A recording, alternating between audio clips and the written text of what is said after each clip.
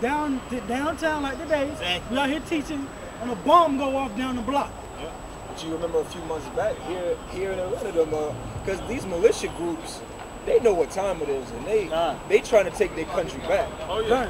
And the thing is, you remember there was a group here. They got caught because they were planning on blowing up the state. Oh yeah, talking about them Edomites, right? Yeah, I remember that. I think that was North Georgia though. It was no, like they were from North Georgia, but from Georgia came down here. Right. And then, you read the news, that happens everywhere. Like they caught a group in Ohio that wanted to blow up some bridges. Yeah. So I mean. You can only catch. It was occupied. You can only catch, but only a few of them. Yeah, somebody gonna slip through. Yeah, slip through the cracks. Yeah, including the fact that they setting a lot of stuff up anyway. Yeah. So. Right. But you know, I was thinking the other day, and I forgot who I was talking to. But I was like, man.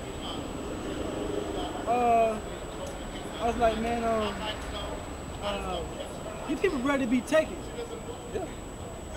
Because when they came through Boston, right, they was just willing to just, okay, the troops coming through here, find the suspect, find the terrorist, and y'all can lock our city down. People ready to be taken. They more than happy. They ready. For the military to come and because I'm like, man, what shit? Bring another terror attack. Hurry up.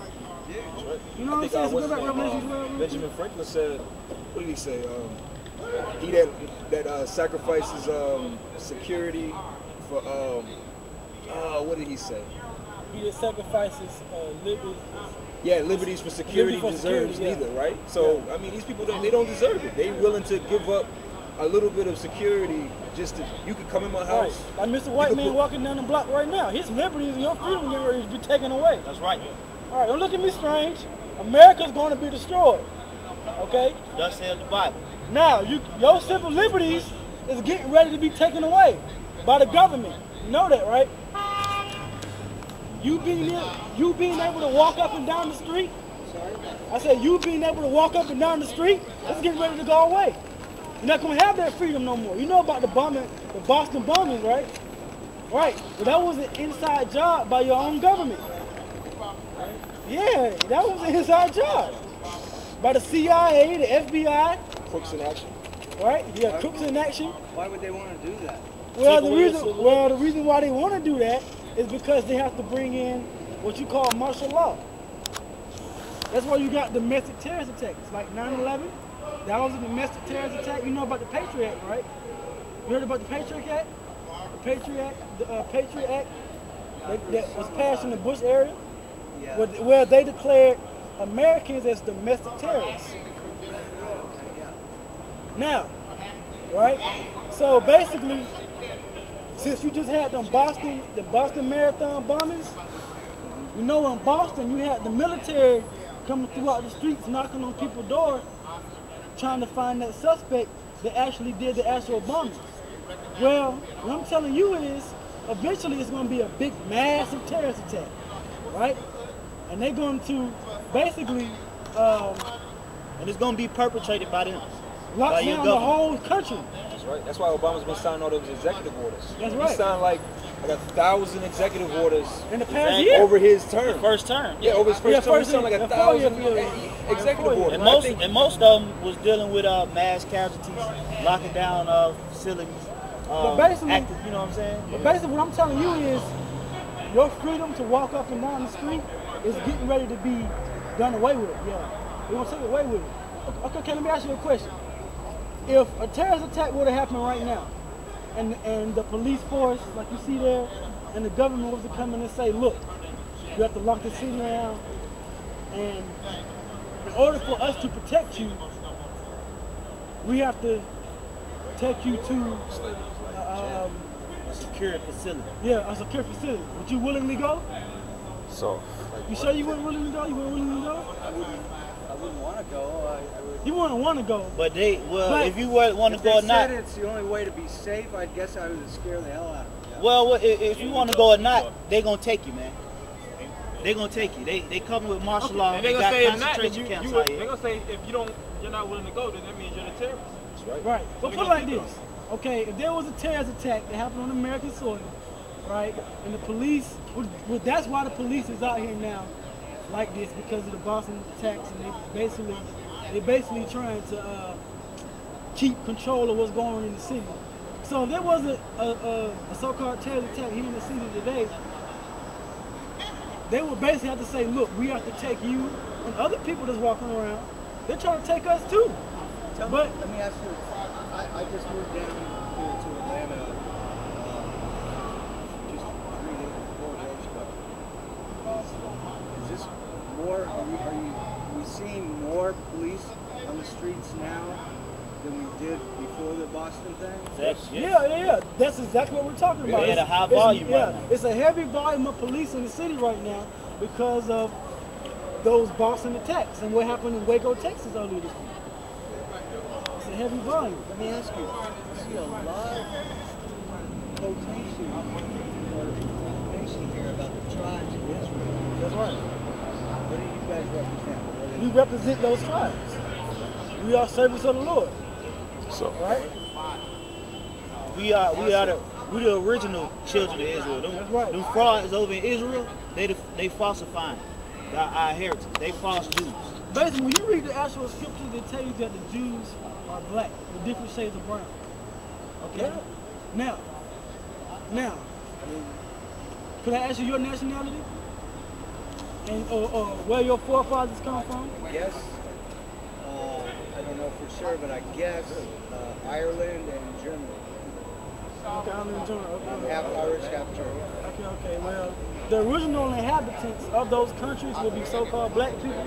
But I'm kind of getting the basically, I'm kind of getting feeling that you would be a Edomite or a so-called white person. Because you're a white person, right? You're a white person. You would consider yourself white.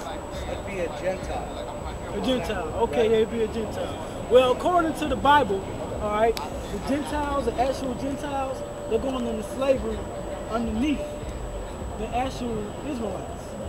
You will be in captivity. The same way our people were brought in captivity. Okay? Because the things that your forefathers did to our people, you must get that same recompense and that same payment. Which is why you got hell in America right now. Okay? Basically, America, or your so-called country, is at the end of its rulership. I don't see any of the countries here listed that the original apostles went into, like Peter went into Okay, the well that's Roman stuff. And well because the original Israelites, the main book of the Israelites are on the Western Hemisphere. That's why. So the Israelites are on the Western Hemisphere. On the other side of the world, that's where most of the Gentiles are. Remember Paul went to the Gentiles? We have a lot of Israelites over there. yeah, but Paul himself claimed to be a Jew, Right? He was a Jew. born in Rome, Born in Rome. which is a weird combination to begin with. Right. But He was a citizen. but then weren't Jesus' apostles also, they were also Jews. Right? They weren't part of the 12 tribes. Jews, yeah. The part, Say they're gonna be on the 12th throne of judgment. Jews. Jews is a loosely used term for Israelite or for the kingdom of Judah, right? But so-called white people, so-called Chinese people, so-called Arabian people, so-called Indians, East Indians, so-called Africans, they're part of the actual Gentiles because everybody's a different nationality in the Bible. Now those different Gentile nations that I just named, they're going into slavery, okay, underneath Israel, all right? Because you Gentiles had us in slavery. All these blacks and Hispanics you see in the ghettos living down or poor or homeless or whatever, they are your actual rulers. They're your actual lords. Well, then, what about the crazy things like Egypt enslaving The Israelites. What Scripture said, the Egyptians gonna go into slavery. The Because Egyptians. they enslaved the Israelites. That's right. Yeah, nobody You read sliding that in, out. Revelation. everybody had us under slave. Yeah, Right. Everybody. That's right. Every And that's in nation, the Apocrypha too. yeah, every nation had the so-called blacks, Hispanics, and Native Americans under slavery. Basically, God says everybody get a chance to rule, but only one nation rules forever. Ever. Right now, right people So ruling. that's why But you ever heard eventually- the saying, "You say the best for last." You know, so basically all these other nations had their chances to rule. Everybody gets Up to rule until on earth. God's fair. we in the final days of this American society, man. Okay. That's why you had the Boston Taser test, because America's basically I can crumbling. believe that. I can believe that. Let me ask your opinion then on. I see a picture of Jesus there. It has the brown there. Okay, but you're saying that he's a black man? He is. Because I have given my life to him, That's right. and I don't care what color he is. Yeah, it matters for truth's sake. I mean, the Yeah, reason why we say color is because the truth must be shown. Now, you say you believe in Jesus. Well, the real Jesus is an actual black man. When you read the Bible, and there's scriptures and verses for us to go into to prove that to you. He would be a black man. Think about it. All right. Like, what would be a verse you could go to real quick that would help me? All right. That would help me believe that. Give me Daniel's Revelation. Yeah, Daniel. Okay, give me Revelation, the first chapter. Give me the first verse.